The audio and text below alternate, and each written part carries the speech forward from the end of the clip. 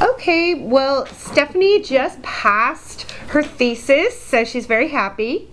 And yay, Stephanie! And I just asked her to talk a little bit about the experience of using focus groups to do her thesis. So could you tell us just a little bit about what the thesis was about, and then how you incorporated focus groups into your research? Sure. I did research over young journalists and how they feel about the news industry, or the journalism industry, as well as perceptions of their classes, whether they want to learn online in a blended atmosphere or a traditional face-to-face atmosphere. And upon finishing my survey results, I felt that it was important for me to get more in-depth, more of a how and a why type answer to why students felt the way that they did. And to do that, I decided to do 3 focus groups. I chose to do focus groups because I feel like students are able to come up with ideas and bounce them off of each other and think of things that they never had thought about before.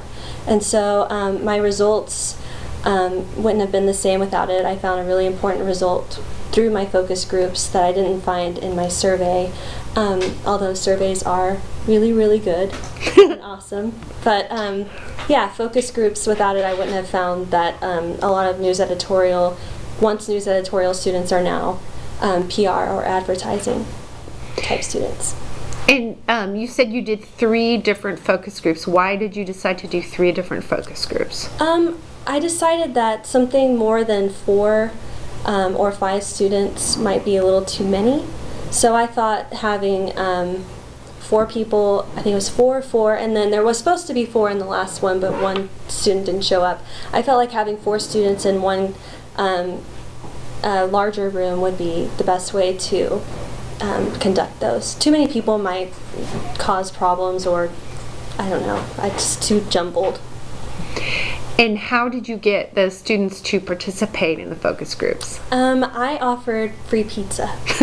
And with undergraduates or graduate students, any student would love free food. So all I had to say was free pizza, and the people that wanted to come came running and showed up. And the people that didn't missed out. So.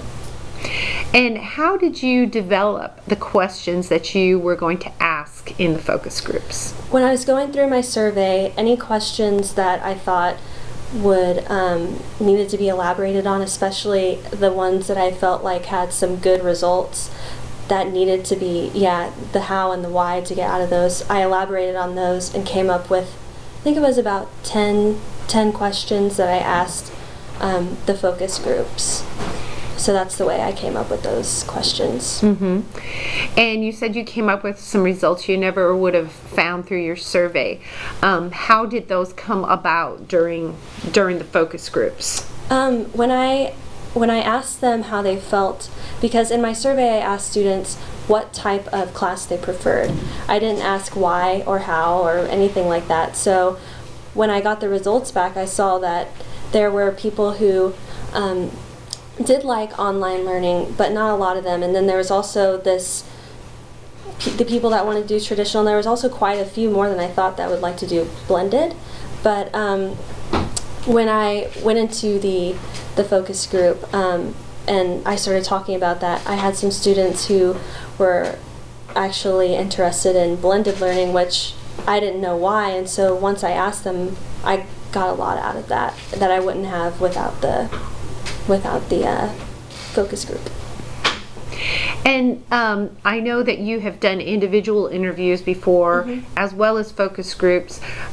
What do you think is, the value of focus groups over individual interviews, especially in the situation of your thesis? Why did you decide on focus groups instead of individual interviews? I feel like students, especially these were mainly freshman students, feel much more comfortable in a social type atmosphere where they have people that are just like them sitting around them and are able to bounce ideas off of each other.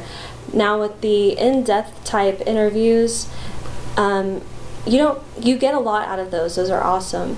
But I feel like for this one, students are much more comfortable when they are surrounded by people just like them. rather than individual type interviews. So it's probably effective for younger people, teenagers, Yeah. and I feel like they feel more comfortable that way. As people get older, they're able to talk one-on-one with people and not feel awkward. And with individual interviews, sometimes you'll have people that just say yes or no.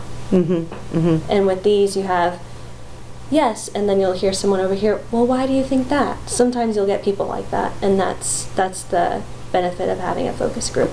Okay. Well, thank you very much, Stephanie. I really appreciate it. And congratulations on your thesis. Thank you. Okay, bye. Bye.